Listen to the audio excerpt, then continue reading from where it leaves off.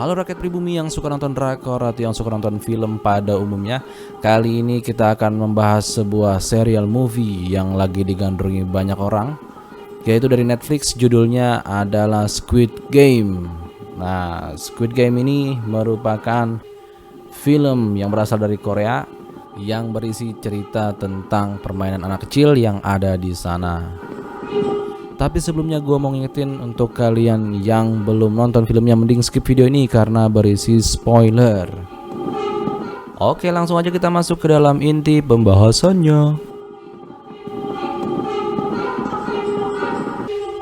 Di akhir cerita kita semua udah lihat kalau ternyata dalang dibalik permainan film Squid Game ini adalah seorang kakek bernama Oh Il-nam.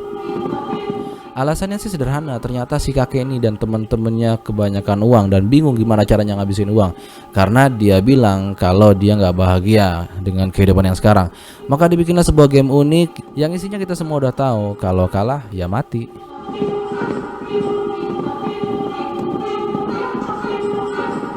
Sebetulnya kalau kita mau teliti, banyak banget spoiler atau tanda yang menunjukkan seperti apa jalan cerita selanjutnya dari episode pertama.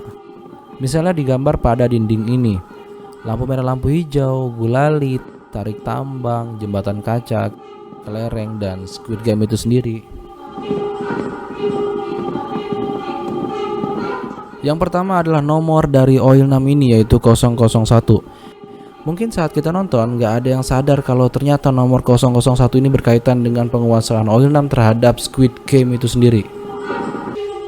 Nah, coba kita flashback ke adegan Junho mencari kakaknya yang hilang. Yaitu ketika dia diam-diam masuk ke dalam suatu ruangan yang isinya arsip data-data peserta yang pernah ikut Squid Game ini.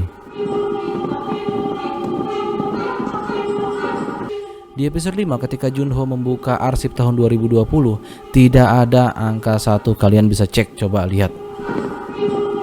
Ketika dokumennya dibuka, langsung ke nomor 2. Nah, nomor satunya di mana? Nggak ada. Ini mengindikasikan kalau orang yang ada di nomor 1 tersebut tidak ingin datanya diarsipkan. Dan siapa yang bisa melakukan ini kalau bukan yang memiliki Squid Game? Tentunya adalah Oh Il-nam.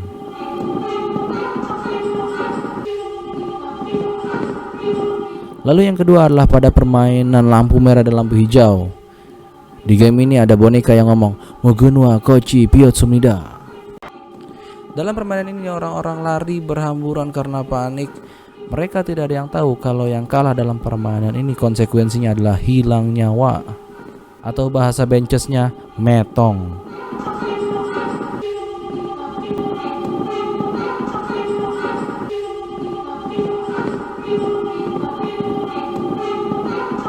Nah, yang aneh adalah orang-orang ketika itu panik, tapi ada satu orang kakek yang dia dengan beraninya maju perlahan-lahan seakan-akan dia udah tahu dan terlihat sudah berpengalaman.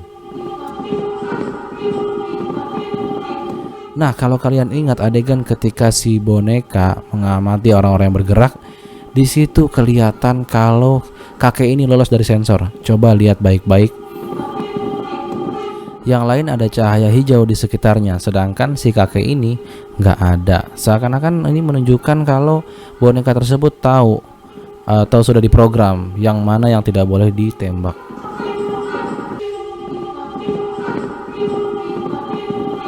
Lalu kita lanjut ke scene di mana peserta memutuskan untuk voting karena ada sebagian yang ingin menyudahi game tersebut.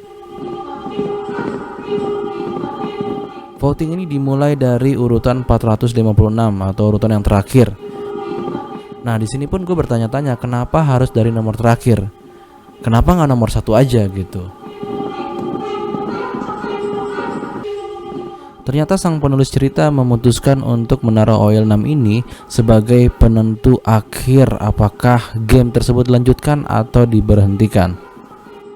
Oh Il-nam memutuskan untuk menekan tombol X yang artinya game tersebut disudahi. Di sini jelas bahwa Oh Il-nam tidak ingin memaksakan orang-orang untuk ikut ke dalam gamenya dan semua itu pure menurut keinginan masing-masing. Sehingga doi nggak disalahin ketika banyak orang yang mati di game tersebut. Dan pada akhirnya sebagian besar dari mereka balik lagi ke dalam game tersebut untuk mengejar hadiah yang sangat menggiurkan.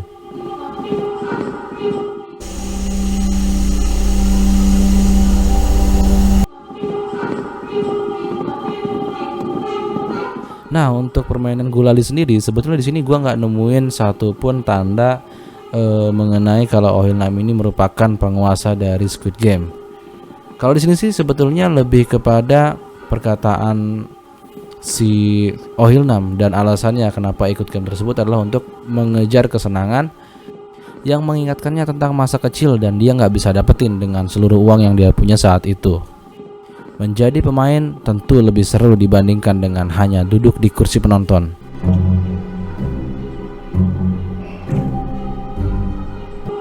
Kita lanjut ke scene tarik tambang. Di sini kelihatan kalau Oh Il-nam pun takut dan dia gambling apakah akan menang atau tidak.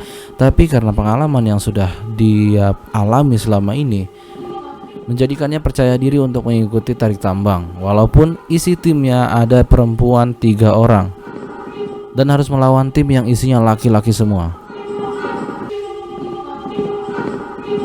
Akhirnya ketika mereka di dalam lift menuju area untuk melakukan tarik tambang, Oh Il-nam menceritakan pengalamannya dan juga memberikan tips kepada timnya bagaimana caranya untuk menang daripada melakukan tarik tambang asal-asalan.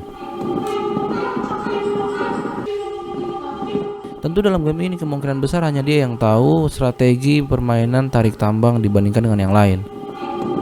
Hal ini memang karena dia sudah menjadi peserta di dalam game tersebut berkali-kali.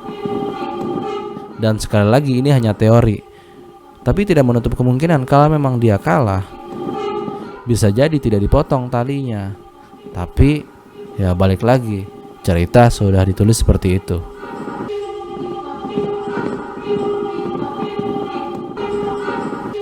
Game yang terakhir dimainkan oleh Oh Il-nam adalah kelereng. Di game kelereng ini Oh Il-nam terlihat pura-pura pikun dan menghayal kalau lingkungan tersebut adalah lingkungan sekitar rumahnya.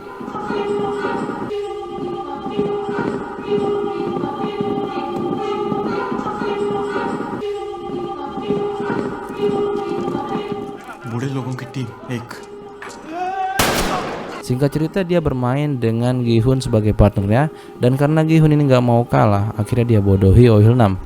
Tapi Oh Il-nam tidak bodoh dan dia paham kalau dia ditipu. Tapi karena kakek ini sudah menaruh simpati dengan Gi-hun, akhirnya dia memberikan kelereng terakhirnya kepada Gi-hun dan dia mengalah karena dia sudah tahu kalau ini adalah game terakhirnya.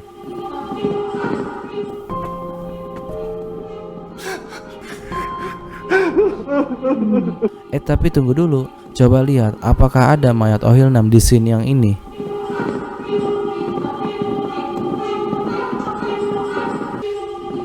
Oh Il-nam memutuskan untuk berhenti di game kelereng karena game setelah itu adalah game yang sangat berbahaya buat dia. Kenapa? Karena dia sudah tua dan dikhawatirkan dia pikun. Misalnya di game kaca ini, kalau dia salah menginjak kaca dia akan mati.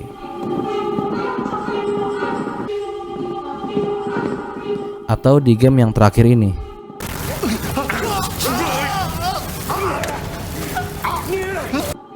Nah, nggak mungkin kan kalau seorang kakek harus duel dengan laki-laki yang masih muda menggunakan pisau kayak tadi.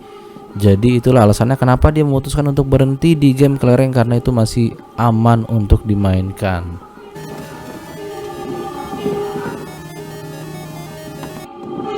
Nah teman-teman, itulah pembahasan mengenai Oh Il-nam dan tanda-tandanya kalau dia adalah penguasa dari Squid Game. Kalau kalian suka dengan videonya, monggo lah di like. Tapi kalau nggak suka ya nggak usah like, nggak usah subscribe, nggak usah di share, nggak usah diapa-apain videonya. Di skip aja, di skip nggak apa-apa.